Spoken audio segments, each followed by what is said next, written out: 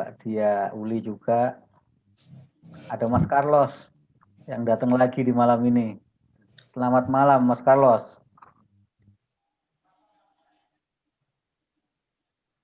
Ayo silakan Mbak Dija. Mungkin ada yang mau disampaikan. Oh, ini Mbak Ima. Oke, pertanyaannya adalah berarti kita tidak perlu mengkhawatirkan sesuatu yang belum terjadi. Oke, begini ya teman-teman semuanya. Kadang-kadang penderitaan itu lebih hebat justru letaknya di pikiran daripada di kenyataan. Ya, contoh. Anda semuanya sudah pernah ujian skripsi. Sebagian sudah ujian tesis ya. Coba kita kembali pada memori itu. Kira-kira penderitaan sebelum ujian itu lebih hebat tidak dengan ujiannya? Lebih hebat. Ya. Karena selama kita menunggu ujian, misalnya seminggu, 10 hari sebelum ujian, pikiran kita itu membuat drama gitu ya. Iya, Pak. Membuat bermacam-macam kemungkinan yang dimunculkan atau ditawarkan kepada kita. Nanti gimana kalau seperti ini? Nanti gimana kalau dosennya naik sini? Nanti gimana kalau analisis saya disalahkan? Dan kalau kita tanggapi semuanya, maka penderitaan kita akan semakin hebat.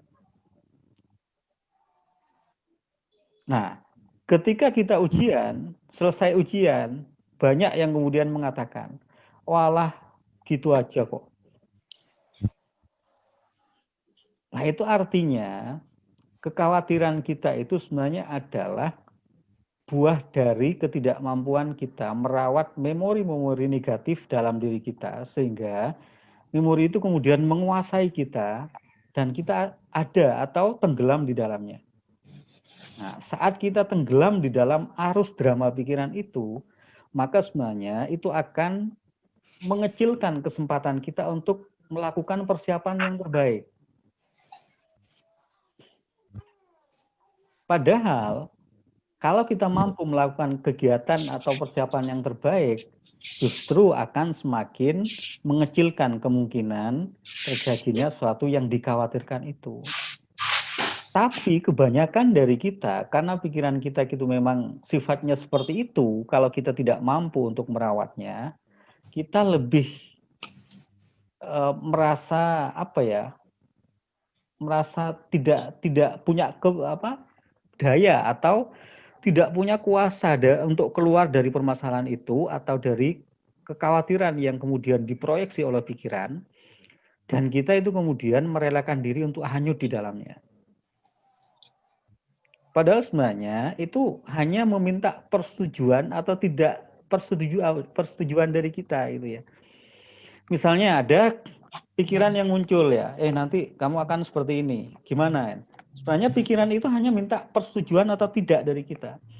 Kalau kita mengatakan, oh terima kasih, saya tidak akan memikirkan itu, maka pikiran itu akan lewat ya.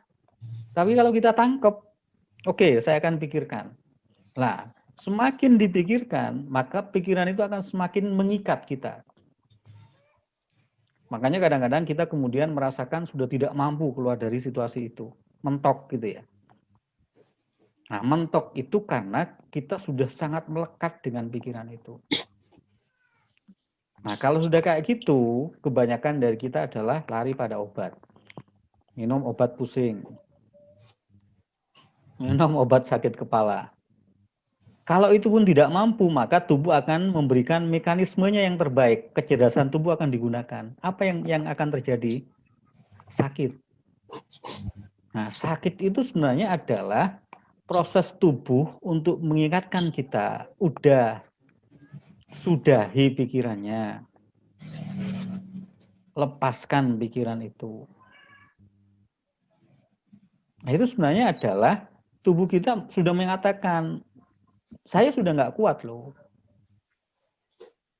Makanya kemudian dalam agama yang diajarkan, kalau orang sakit itu akan menggelontor dosa. Menghapus dosa. Lah, menghapus dosa itu adalah proses perubahan mindset, perubahan kesadaran. Kalau nggak mampu lagi seperti itu, biasanya mekanisme tubuh itu akan lebih hebat lagi, misalnya pingsan gitu ya. Nah, pingsan itu sebenarnya adalah proses melepaskan, tubuh melepaskan dari jeratan pikiran yang sudah sangat akut ya. Ketika seorang memikirkan sesuatu yang sudah sangat dalam, sangat berat, maka tubuh sudah nggak kuat, maka tubuh akan mengambil jalan itu, jalan untuk pingsan. Lah pingsan itu sebenarnya melepaskan diri dari jeratan pikiran itu. Ketika orang pingsan, maka dia lepas sementara dari pikiran yang melekat itu. Tapi kita nggak sadar, seolah-olah itu pingsan itu adalah proses yang kemudian tiba-tiba tanpa terkait dengan sesuatu yang sebenarnya kita buat sendiri. Nah, untuk kemudian membuat harmoni itu, ya kembali, apa yang sekarang menjadi sesuatu yang menjadi beban terberat dalam pikiran kita. Nah, kita bisa berdialog dengan itu.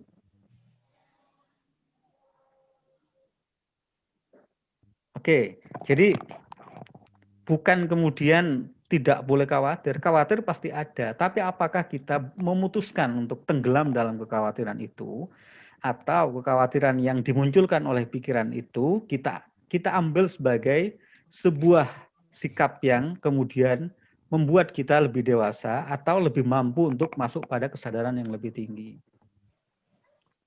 Pilihannya itu. Oke, yang kedua, Mas Adi ya, bagaimana cara membuat positif pikiran atau berhusnudzon dalam menanggapi permasalahan yang ada. Oke, minggu kemarin sudah sempat juga kita bahas tentang permasalahan ya. Jadi bagaimana cara kita memandang sebenarnya adalah buah dari latihan kesadaran. Jadi pikiran negatif atau positif itu sebenarnya adalah proses reaksi alami saja. Gitu. Apa yang kemudian sudah kita latih selama ini akan muncul dalam menanggapi sesuatu. Nah, masalahnya selama ini dari kecil kita diajarkan untuk selalu reaktif terhadap sesuatu. Contoh kecil, pernahkah kita kembali ke masa lalu bahwa orang-orang sekitar kita ini selalu menyalahkan orang lain terhadap masalah kita? Kalau anaknya Mas As'ad jatuh, terus nangis, yang disalahkan siapa? Lantainya yang disalahin. Lantainya salah. Kalau ada orang di situ, orang itu disalahkan. Kalau ada kursi, kursinya salah. Enggak ada apa-apa, kodok salah. Nah ini proses internalisasi yang sudah melekat dalam memori kita. Bahwa kejadian buruk yang menimpa kita ada peran orang lain. Dan orang lain itulah yang kemudian harus bertanggung jawab. Nah terus gimana mengubahnya? Mengubah sudut pandang itu. Dari mana? Dari pemahaman. Coba kita pahamkan pada diri kita bahwa saat saya jatuh mulai kecil itu adalah proses agar saya itu mampu untuk lebih hati-hati. Kalau saya jatuh, saya harus bangkit, bukan kemudian menyalahkan orang lain. Itu adalah sudut pandang lain yang kemudian kita tawarkan pada alam bawah sadar kita, sehingga kalau ada proses seperti itu, maka reaksinya berbeda. Contoh lagi, kalau masih punya anak bayi, orang dulu itu kalau bayinya sakit, dibilang apa? Dibilang mau pinter. Orang sekarang enggak. Ayo segera ke dokter. Bedanya apa? Ya sangat beda. Coba. Pola penerimaannya sudah sangat beda. Jadi bagi orang tua sekarang tanpa kesadaran yang baik, sakitnya anak itu adalah sebuah musibah. bagi orang dulu, sakitnya anak itu dianggap sebagai berkah. Barokah. Perbedaan sudut pandang. Nah, terus apa yang kita lakukan? Coba kita berikan pemahaman yang lain pada diri kita. Bahwa setiap perkembangan anak itu memang harus dilalui dengan sakit. Mau tumbuh gigi sakit, mau bisa duduk sakit, mau bisa berjalan sakit, panas. Itu adalah proses alami. Artinya setiap kemajuan yang mau diterima oleh manusia itu dialami dengan sesuatu yang ditekankan pada tubuh kita agar tubuh kita menjadi lebih kuat. Jadi sakit dalam pandangan yang lain yang lebih memberdayakan itu adalah upaya tubuh untuk lebih harmoni. Ada sesuatu yang mau berubah dari tubuh itu sehingga perlu harmoni lagi. Makanya kemudian panas, pusing, dan lain-lain. Nah, itu adalah cara pandang. Dari mana untuk melatih itu? Dari pemahaman-pemahaman terbaru. Nah, kalau kita kemudian tidak mau membuka mind kita, pikiran kita terhadap sesuatu yang lebih memberdayakan, maka kita sebenarnya melekat pada belief-belief yang atau keyakinan yang justru akan menghancurkan kita. Apakah keyakinan itu salah? Bisa jadi nggak salah, tapi sudah tidak cocok dengan alam kesadaran kita saat ini. Nah, ini yang harus kita pahami. Nah, kadang-kadang kita sudah melekat, enggak, memang seperti itu. Mulai dulu begitulah. Ini berarti kita sudah melekat ya. Contoh kecil, 10 tahun yang lalu, susu formula itu adalah sesuatu yang sangat hebat. Saya sejak dulu sudah melawan, sejak anak-anak saya yang pertama. Saya sudah nggak setuju dengan dokter, justru saya dimarahi. Tapi sekarang dokter sudah mulai, kalau bisa di-ASI dulu. 5 tahun yang lalu, susu kental manis itu susu gitu ya. Dan semua orang akan marah, ini bukan susu, wah marah itu. Tapi sekarang, karena kita sadar ada pemahaman baru yang kemudian kita accept kesadaran itu dan kemudian kita jadikan sebagai pembanding dalam alam bawah sadar kita, sehingga kita tidak lagi menyalahkan pemahaman baru itu. Nah, makanya itu yang harus kita lakukan adalah terus bertumbuh dengan berbagai pemahaman baru. Apakah kesadaran yang lama itu tidak baik? Baik, tapi sudah tidak sesuai dengan kesadaran kita saat ini.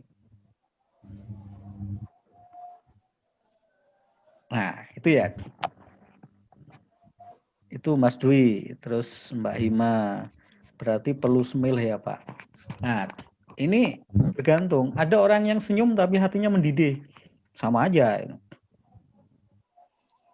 Coba perhatikan, kenapa orang yang kasar, preman itu susah sakit? Karena selalu melepaskan emosinya dengan baik. Karena marah-marah. Ya, bukan kemudian marah-marahnya yang baik, bukan. Rilisnya emosi itu yang menjadikan tubuhnya mereka itu baik. Nah, banyak orang yang seolah senyum, tapi hatinya nggak senyum. Ini yang bahaya. Coba, teman-teman cewek itu, mbak-mbak itu, nangis itu adalah proses rilisnya emosi. Tapi nangis yang gimana? Banyak orang nangis tapi menahan tangisnya. Itu justru emosinya ditekan. Coba Mas Asnat lihat anaknya, Mbak Febri atau siapa di sini, Mas Punali, Mbak Arlin, kalau misalnya punya anak ya. Lihat anaknya yang masih kecil itu tukaran dengan temannya. Habis itu ngapain? Sama-sama nangis kan? Nangisnya itu nggak ukuran. Nangisnya dilepaskan, gitu ya. Setelah rilis emosinya sudah. Ardin mana, Mbak Ardin?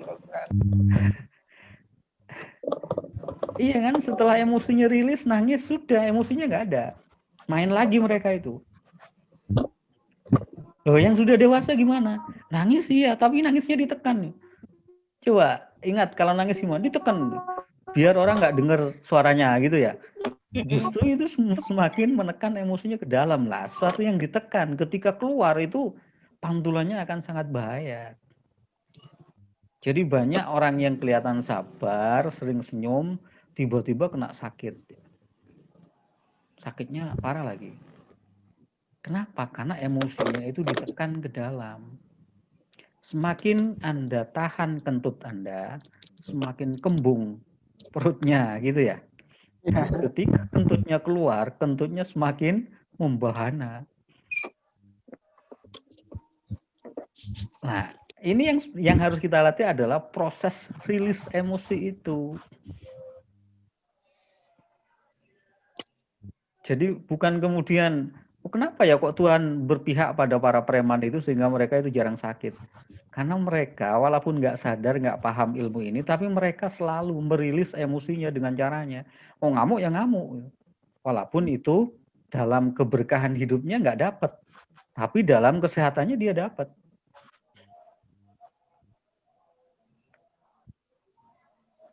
Makanya kalau dalam agama diajarkan, kalau kita dibukul, boleh balas mukul. Itu adalah proses rilis dari emosi. Nah, yang lebih baik apa? Memaafkan. Lebih baik lagi apa? Memaafkan dan memberikan hadiah pada orang yang mukul. Gitu. Nah, itu proses yang tertinggi dari proses rilis itu. Oke, yang lain Mbak Arlin. Tapi kalau posisi lagi down, susah sekali menyingkirkan hal. Nah, oke. Ini adalah bandul kesadaran ya. Mungkin pertemuan selanjutnya kita bahas tentang kalibrasi energi ya. Jadi ada force dan power.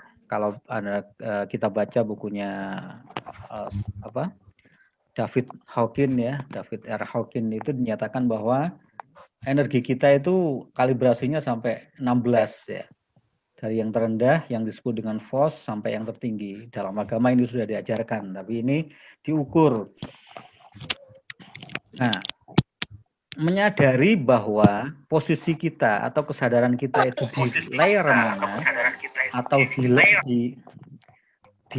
di lapis mana itu akan membuat kita segera keluar dan menaikkan kesadaran kita. Misalnya, rasa bersalah itu dalam tataran yang baik, yang wajar, itu penting. Itu baik, karena akan membuat kita itu sadar bahwa kita salah dan kemudian bertobat, mengubah karakter dan perilaku kita. Tapi kalau kita terus dalam perasaan bersalah yang sangat dalam, maka kita tidak akan mampu mengakses kemampuan atau mengeluarkan kemampuan kita yang terbaik. Makanya kalau dalam agama di Islam misalnya yang saya tahu, Astaghfirullahaladzim itu adalah proses mengakui kesalahan, tapi itu digandeng dengan berbagai zikir yang lain. Rasa malu dalam taraf tertentu itu baik. Tapi ketika kemudian orang tenggelam dalam rasa malu yang sangat berkepanjangan, maka dia tidak akan mampu mengakses kesadaran yang lebih tinggi. Dan dia tidak mampu untuk mengeluarkan potensi terbaik dirinya. Nah, rasa-rasa rendah itu, yang negatif itu kan sebenarnya adalah persoalan memori. Persoalan kesadaran. Rasa malu itu bisa jadi terkait dengan sesuatu di masa lalu yang kemudian tidak bisa kita kita selesaikan. Contoh, mungkin punya orang tua yang sering dibully oleh teman-temannya seperti apa, dianggap negatif oleh masyarakatnya, oleh masyarakat lain, oleh orang lain lah. Kesadaran atau kenangan di memori itu yang kemudian kita bawa kemana-mana. Sehingga ketika kita menghadapi situasi apapun, kita kemudian merecall memori itu tentang malu itu, yang kemudian menjadikan kita ini tidak bisa keluar dari situasi itu.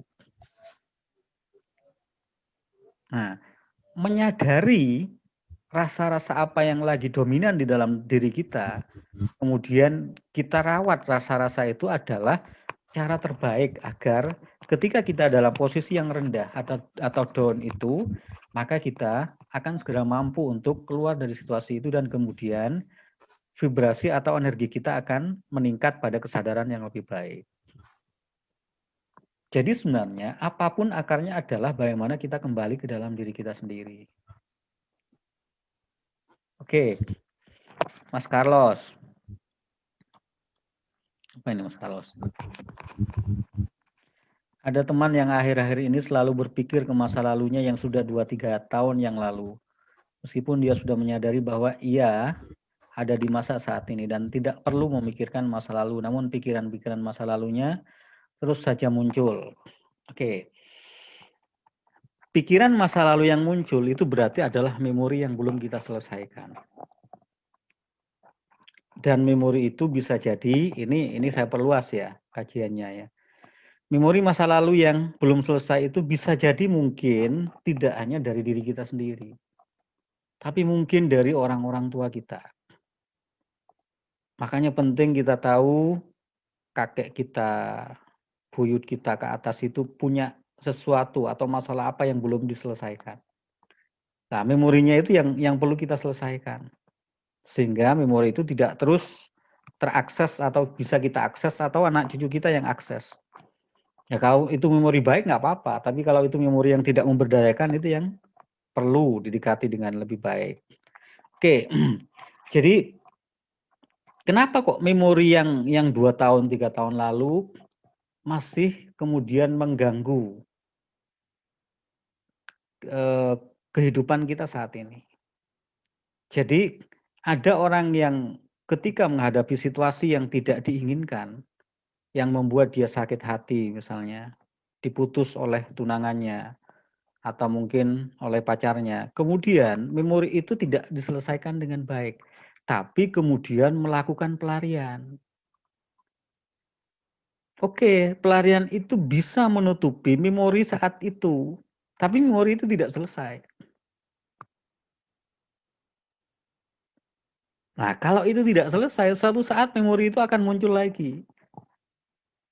Ketika misalnya kita itu berhadapan atau menemukan kenangan, entah itu barang, entah itu disebut oleh orang lain namanya, atau kita tidak sengaja melihat media sosialnya, maka kemudian pikiran yang tidak selesai itu akan kemudian menggurita lagi dan menguasai kita lagi. Makanya, oke, reuni itu baik, tapi kalau misalnya kita masih membawa banyak memori yang belum selesai di masa lalu, reuni itu bisa menjadi malapetaka. Anda pacaran ketika SMA, kemudian reuni, ketemu lagi dengan mantannya itu dan memorinya belum kita selesaikan, bahaya itu. Karena apa? Karena kemudian memori itu akan menguasai kita lagi, visualisasi tentang masa lalu kemudian menguasai pikiran kita, seluruh elemen dari sel-sel tubuh kita, dan kemudian itu dianggap adalah sebuah kebenaran oleh kita sendiri. Dan kita kemudian tiba-tiba tidak mampu menguasai itu. Nah, terus gimana untuk menyelesaikan memori itu? Sudut pandang, kembali bagaimana kita ini memberikan sudut pandang yang berbeda ketika memori itu muncul. Misalnya, kita ingat mantan kita dan kemudian kita merasakan kangen yang luar biasa. Nah, rasa sakit terhadap mantan itu yang sebenarnya kemudian muncul ya dan menguasai pikiran kita dan kemudian memori yang lain akan mengikuti. Terus apa yang harus dilakukan? Dekati rasa sakitnya. Coba tanyakan pada diri kita. Ya, semacam pertanyaan bincang-bincang dengan sahabat terdekat itu ya. Misalnya, kamu masih kangen tak? Betul-betul kangen tak sama dia? Kalau misalnya iya jawabannya, coba perbesar. Misalnya skalanya 1 sampai 10. Fullkan volumenya sampai 10 kangennya itu. Karena itu sebenarnya adalah rasa yang minta diperhatikan ya. Kalau sudah sampai 10, kemudian tanya lagi, benar masih kangen? Biasanya kemudian ketika ada pertimbangan lain dari perbincangan kita itu, apa istilahnya, kesadaran kita akan muncul. Walah, ngapain juga gitu kan. Toh kalaupun dia sama saya, bisa jadi dia akan melakukan hal yang sama lagi yang akan menyakiti saya. Pasti akan muncul berbagai pikiran lain yang ketika kita memasuki atau masuki memori yang lagi bangun dan menggurita itu, kemudian kita ajak omong dengan baik, kita rawat dengan baik, maka memori itu akan pelan-pelan mengecil. Kenapa kok kemudian tidak segera mengecil? Karena kita lawan. Karena kita tidak mengakui. Coba orang yang ketika hubungan awal-awal misalnya baru tunangan, baru pacaran ya, cemburunya itu luar biasa. Kenapa? Karena kadang-kadang ketika ditanya, kamu cemburu tah? Dia nggak ngaku. Kamu cemburu? Enggak, ngapain cemburu? Nah itu kan sebenarnya rasa yang ditolak oleh dirinya sendiri. Lah itu akan semakin menekan dia itu. Loh, saya ini bagian dari kamu loh, kok saya nggak diakui? Saya pernah sakit hati loh, kok saya nggak diselesaikan. Nah, selesaikan itu, memaafkan, memberikan sudut pandang yang berbeda, melihat orang lain yang sudah dekat itu dianggap sebagai yang terbaik bagi kehidupan kita saat ini adalah proses untuk mengobati memori yang sakit dan yang muncul itu. Nah, ini banyak sekali itu kan, tidak hanya persoalan mantannya, tapi juga persoalan-persoalan yang lain. Saya dulu terus terang bercerita di sini. Saya dulu nggak punya anak. Ketika kemudian saya evaluasi, istri saya itu pernah marah sama orang ya. Karena sudah 1 tahun nggak punya anak, hampir 2 tahun nggak punya anak, lah tetangga itu selalu usil itu ya. Kapan mau punya anak? Kapan mau punya anak? Udah mau 2 tahun macam-macam. Kemudian istri saya itu sangat marah. Saya nggak mau punya anak kalau belum punya rumah. Saat mengatakan itu emosinya luar biasa, koordinat rasanya itu luar biasa. Artinya ada doa yang sangat kuat di situ itu. Nah, ketika itu kemudian diijabahi oleh Tuhan dengan sistem semesta, dengan desain sunatullah, nah kita nggak sadar bahwa itu sebenarnya permintaan kita sendiri. Loh ini permintaanmu loh. Nah, ketika kemudian kita berdoa untuk minta anak, lah doa itu rasanya mungkin tidak sama atau tidak sekuat dengan rasa marah ketika kemarin-kemarinnya itu. Nah, itu yang menjadikan kemudian kita terhijab dengan doa kita karena kita punya perasaan yang lain, permintaan yang lain yang lebih kuat. Yang itu tidak kita sadari. Nah, ini yang harus hati-hati. Jangan-jangan apa yang kita hadapi di saat ini yang itu kemudian menjadikan tujuan kita tidak tercapai atau masih terhalang, ada memori di masa lalu yang itu menjadi doa yang tidak kita sadari dan itu betul-betul kuat.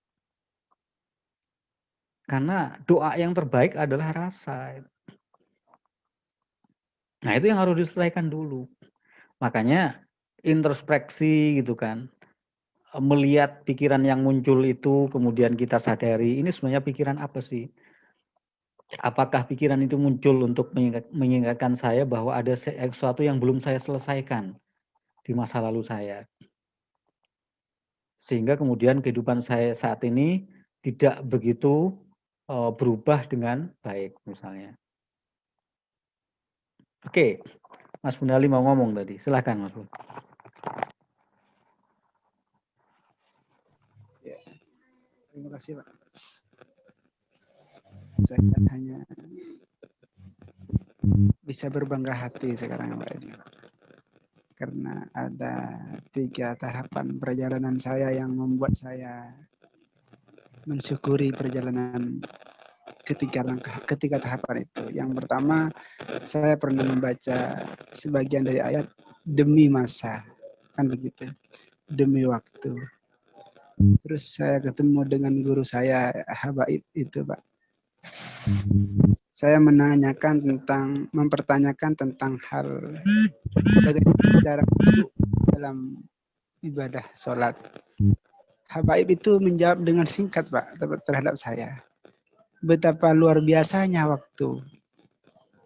Karena khusyuk itu tidak perlu seutuhnya dalam sholat. Cukup sesaat saja katanya. Sesaat saja. Saya selama ini itu semua menjadi materi bagi saya, Pak. Untung masih belum saya buang dalam pikiran saya. Saya bersyukur karena saat ini saya belajar menemukan titik-titik yang la ta'yun, yang tidak jelas. Tapi sekarang membuat saya jelas. Ternyata demi masa, demi waktu, atau kata sesaat saja itu menjadi luar biasa apabila disadari. Seperti yang tadi Bapak sampaikan. Makanya dari tadi saya tersenyum terus karena mengingat masa materi saya, Pak. Saya ini sungguh sangat luar biasa sekali. Sangat luar biasa sekali. Terima kasih kepada teman-teman yang hadir, utamanya terhadap Bapak Heru.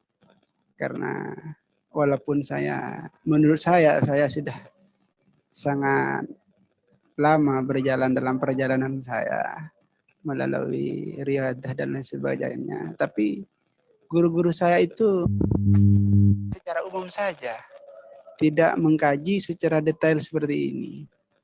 Jadi ya mungkin ini merupakan sebuah kebahagiaan dan kebanggaan yang bisa saya terima saat ini, Pak. Begitu. Jadi dari dulu itu masih disimpan kebahagiaan-kebahagiaan. Ya, merasakan kebanggaan perjalanan saya selama ini ketika muncul pintu-pintu kesadaran yang memperlihatkan perjalanan saya selama ini. Terima kasih banyak, Pak. Alhamdulillah. Ya, tidak. Seperti orang mau memecahkan batu itu kan, ya kadang-kadang kita hanya menganggap bahwa pukulan terakhir itu yang berhasil memecahkannya. Padahal sebenarnya banyak pukulan sebelumnya. Iya. Makanya sebenarnya kesadaran itu muncul karena kita sudah punya berbagai persepsi, pemahaman, sudut pandang yang dari dulu-dulunya, kemudian itu menjadi puzzle atau gambar yang belum sempurna. Nah, pertemuan semacam ini, penyatuan energi seperti ini sebenarnya adalah salah satunya untuk melengkapi puzzle itu, melengkapi gambar yang masih bolong itu.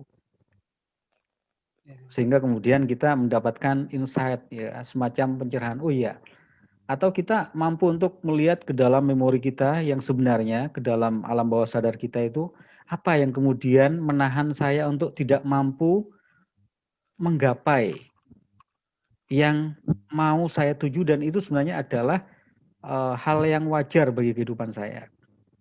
Nah, itu yang harus kita selesaikan. Jadi semakin banyak kita menyadari berbagai lintasan pikiran, lintasan perasaan, dan kemudian kita ajak bicara berbagai hal itu di saat ini, hadir sepenuhnya pada hal-hal itu, dan kemudian ubah sudut pandangnya, maka memori-memori lama yang tidak memberdayakan itu pelan-pelan akan menjadi sempurna, dan kehidupan kita akan mampu mengakses takdir penciptaan kita.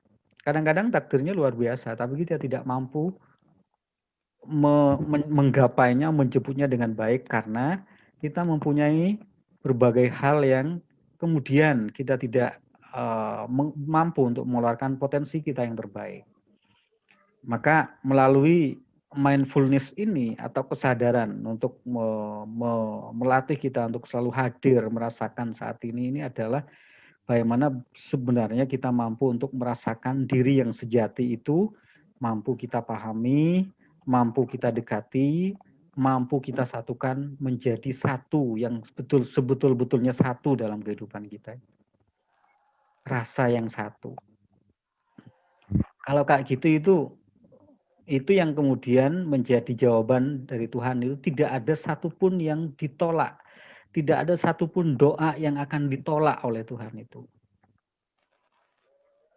Semua permintaan akan dikabulkan. Yang itu memang sudah menjadi bagian dari tujuan penciptaan dari kita. Dan itu menjadi suatu yang wajar bagi kehidupan kita. Nah, kalau itu belum mampu kita selesaikan, maka bisa jadi kita terhijab dari tujuan kita oleh kesadaran-kesadaran rendah kita yang belum kita selesaikan. Oke, silakan. Mungkin ada yang lain. Mas Asad.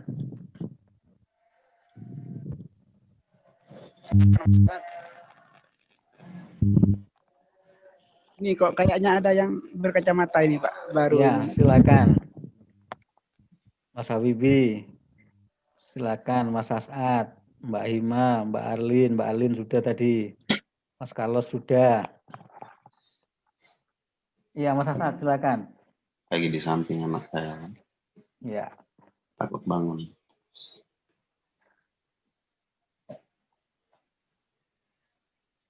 Oh, ada pesan lagi. Bentar. Iya, Mbak Hima sudah.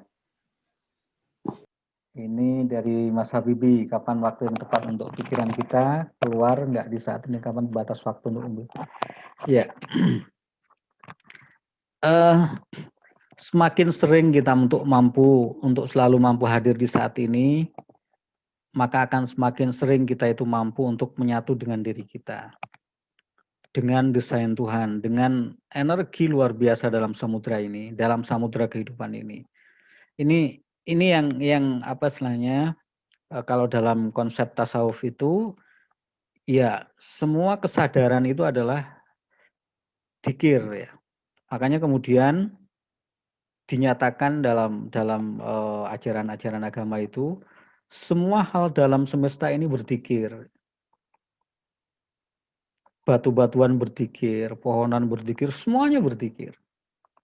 Karena mereka menyadari perannya. Menyadari tujuan penciptaannya dan kemudian berlaku sesuai takdir penciptaannya. Anjing itu ya tidak pernah protes ketika dia kemudian dianggap atau diciptakan seperti itu. Dan dia menjalani perannya. Nah, kadang-kadang kita ini keluar tercerabut dari kesadaran saat ini karena kita ingin menjadi yang lain. Melihat tokoh ini ingin seperti itu, melihat artis itu pingin seperti itu. Padahal kita ini diciptakan unik. Kita ini satu. Di alam semesta ini kita satu. Ya. Itu sudah mewakili sifat ahad dari Tuhan. Mas Bunali ini satu, tidak ada yang menyamai Mas Bunali. Seluruh dunia itu enggak ada. Iya kan? Enggak ada. Tapi kemudian karena kita selalu tercerabut dari keberadaan kita di saat ini, kemudian kita merasakan orang lain itu seolah-olah lebih dari kita. Dan kita kemudian mau lari dari takdir penciptaan kita untuk menjadi orang lain itu. Nah, itu yang kemudian salah satunya yang paling hebat mencabut atau memaksa kita keluar dari kesadaran kita saat ini. Maka semakin sering kita bisa mengakses kesadaran ini, akan semakin mampu kita itu untuk mewujudkan berbagai hal yang menjadi tujuan terbaik dari kehidupan kita itu. Yang selanjutnya, yang bisa kita rasakan adalah ketenangan, kebahagiaan. Bahwa semuanya sudah benar. Saat ini yang saya hadapi, yang kita terima adalah yang paling sempurna. Nggak ada kesempurnaan lagi. Nah, kalau kita mampu untuk selalu seperti itu, selalu di saat ini menyadari kesadaran itu, apalagi gitu kan.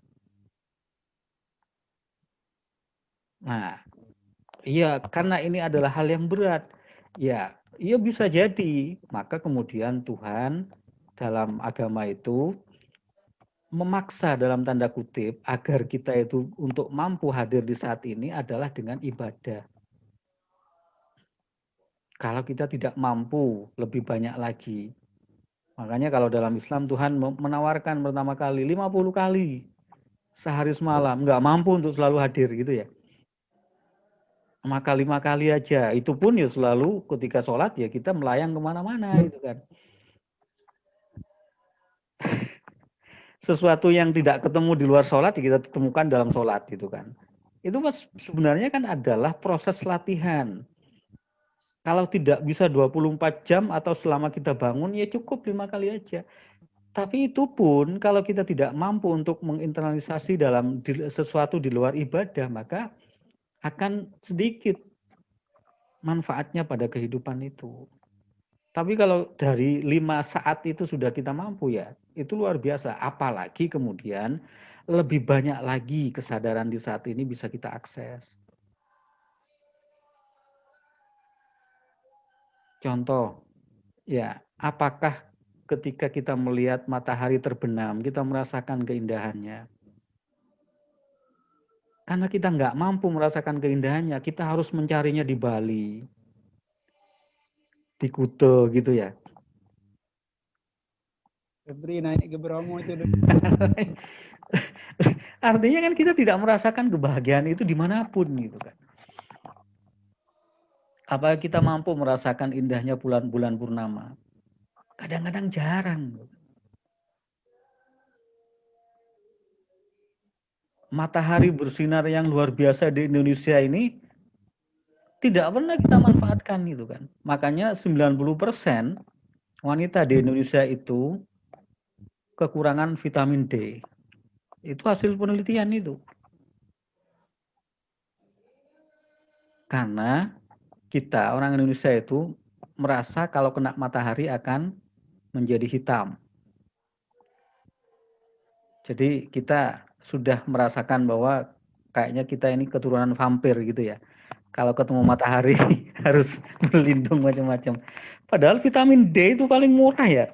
Kita dapat dari sinar matahari.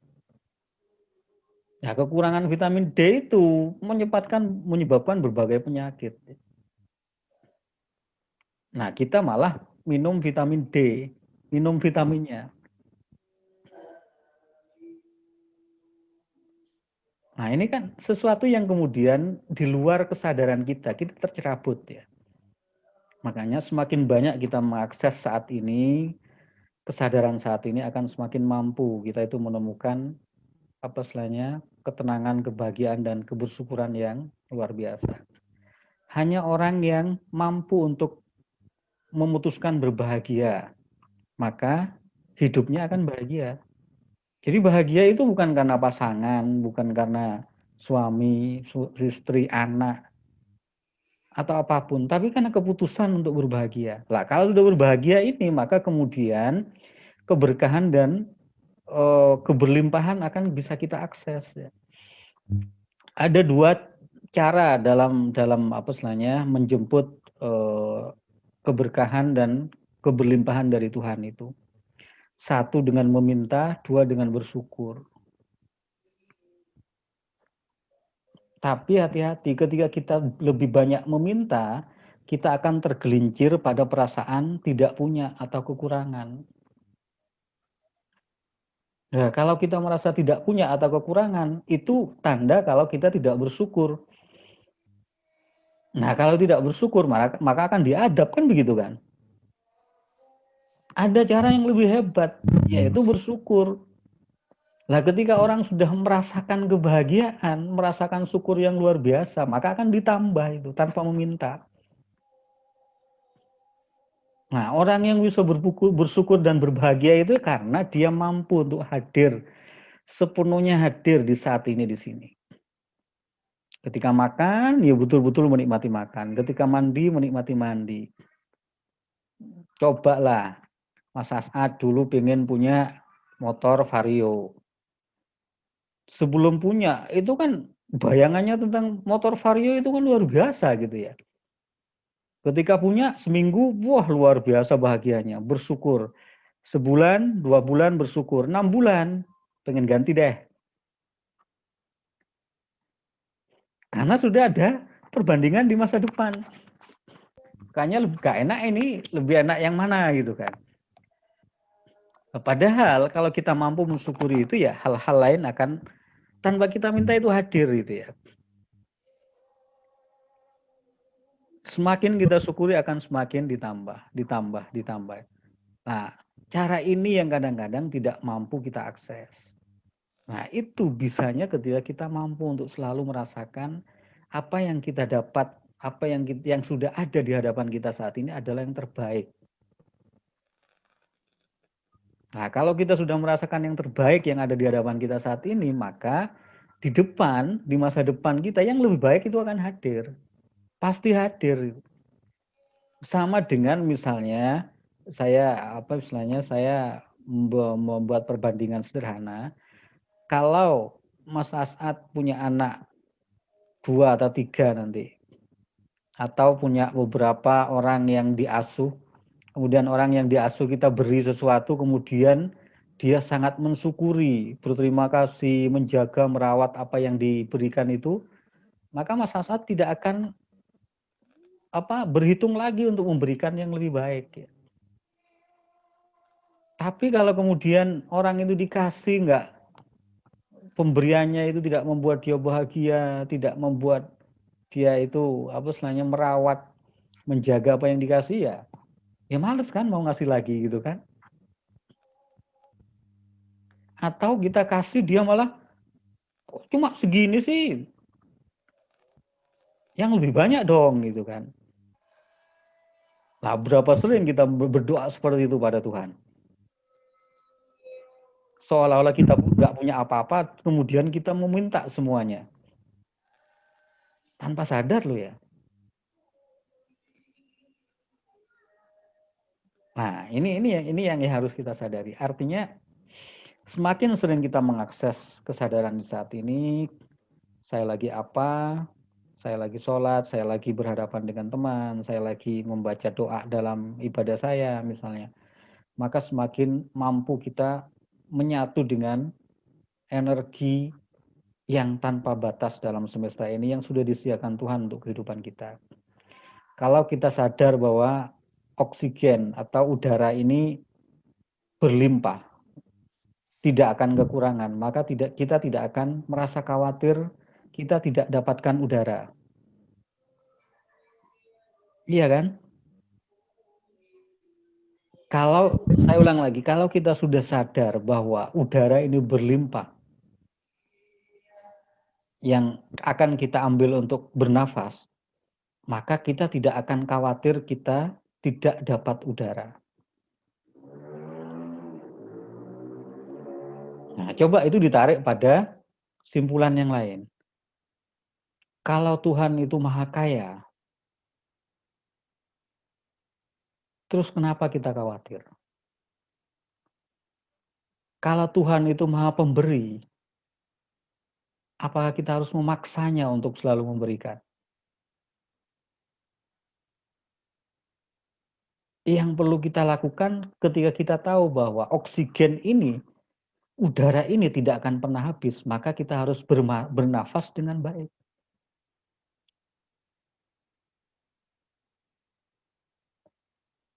Itu aja yang kita lakukan. Kalau kita sudah tahu bahwa Tuhan ini maha pemberi, maka kita harus melakukan pemberiannya apapun itu dengan baik.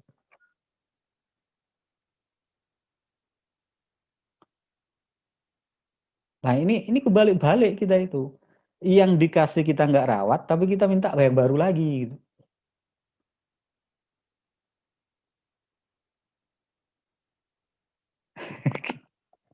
Oke, silakan yang lain. Ayo, tambah seru. Ada lagi? Loh, udah mau jam 9 ini. Silakan Mas As'ad. Ayo, Mas As'ad. Pak Febri. Silakan Pak Febri.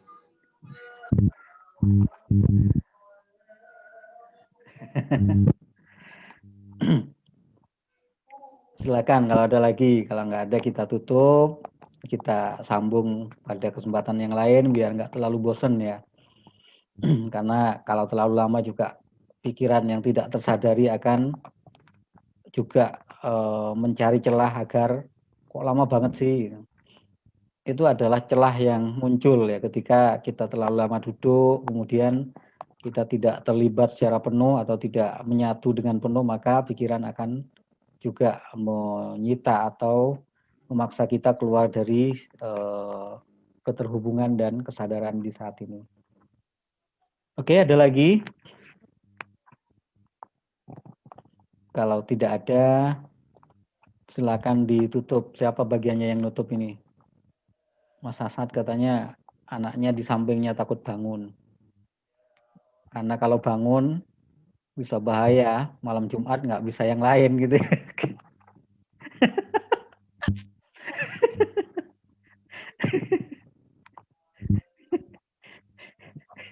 Tahu aja saya maksudnya masa saat itu. Ayo Mas Bun, ditutup Mas Bun. Aduh, Pak. Mas Doi, Mas Doi. Iya, Mas Wi. Atau Silakan, Mas Mas. Habibie, silakan siapapun. Mas Dwi katanya kayaknya sudah idle. Mungkin lagi ke belakang atau kemana ya. Bibi aja, Pak. Ya Mas Habibie, ayo. Mas Doi. Tutup dengan doa ya. Mas Bunali aja, Pak. Mas Bunali yang buka doa, ya Mas Bunali yang nutup. Oke, silakan. Ayo Mas Bun. Udah mau jam 9, Mas Asad sudah mau melaksanakan sunnah yang lain. Tapi jangan diibaratkan membunuh 1000 orang kafir ya. Terima kasih. Oke, teman-teman, saya tutup acaranya ya. Bukan kesadarannya yang ditutup sekarang ini, tapi hanya acaranya yang mau ditutup. Mudah-mudahan acara berlangsung selama beberapa menit tadi, bahkan lebih dari target ini. Saya bersyukur sekali. Doa yang pertama untuk Pak Hairus, mudah-mudahan beliau terus sehat ya, terus sehat. Amin. Amin. Bisa berbagi banyak lagi. Amin. Dan ayo kita tutup acara ini dengan pembacaan hamdalah 3 kali. Alhamdulillahirabbil alamin.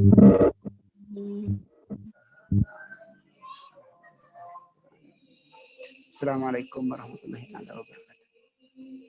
Assalamualaikum. Terima kasih banyak semuanya, Mas Bun, Mas Asad, Mbak Makasih, Misha, Pak Her. Mbak Febri, Makasih. Mas Habibie, Mbak Ali, Iya, Pak Her. Makasih. Mas Carlos, Mas Dwi, Mbak Ima, Mbak Ulfa ya. Sampai ketemu di lain waktu, tetap terhubung, mesti kita tidak bertatap muka. Ya, Tetap, tadi dulu Pak. Halo. ya. Informasi kepada semua teman-teman, kalau misalnya ada hal kecil atau hal besar yang menurut kita perlu bantuan doa atau pemahaman-pemahaman yang kiranya bisa memberikan energi positif, tolong sebelum acara vibrasi diinformasikan. Saya bantu untuk bacakan doa, dan barangkali nanti Pak Hiri juga memberikan pandangan-pandangan yang solutif lah. Iya. Itu. Betul. Ya. Iya. Iya, makasih Mas Bun. Makasih semuanya ya. Insyaallah selalu dalam kesehatan, keberkahan, dan semua apa yang kita cita-citakan, kita tuju, dibuka selebar-lebarnya jalannya dan dimudahkan untuk kita capai. Terima kasih untuk malam yang hebat ini. Assalamualaikum warahmatullahi wabarakatuh. Waalaikumsalam warahmatullahi wabarakatuh.